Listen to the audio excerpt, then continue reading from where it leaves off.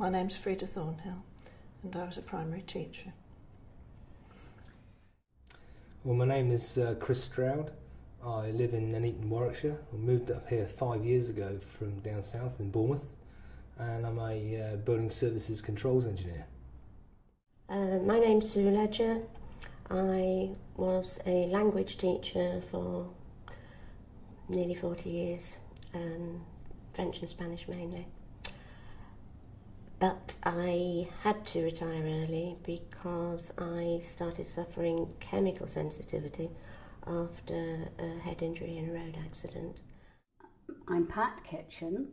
When I first started to work, I worked as a dental nurse prior to my marriage.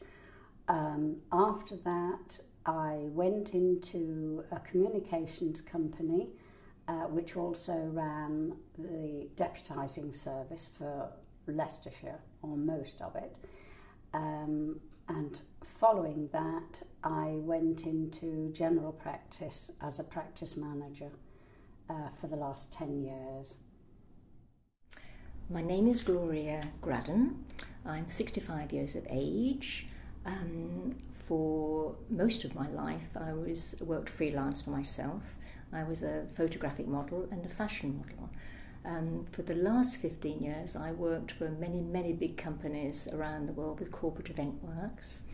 And when I was 60, when I realised that I just couldn't work any longer because I couldn't go into stores, I couldn't go into studios, my life completely finished. I had to retire. But I would have carried on working if I could have done. But life became a very isolating situation for me. My name's Mary Hood. My first degree was in physics, so originally I worked for Courtaulds. Then through my life I moved on and did other things. Ended up working in the NHS, but I had to take a ill health early retirement because by then my chemical sensitivities were causing too many problems and my health just kept collapsing. So then I've been at home, based at home for the last 4 years. Hi, I'm Andrew. Up until 3 years ago I was a children's author, working in schools.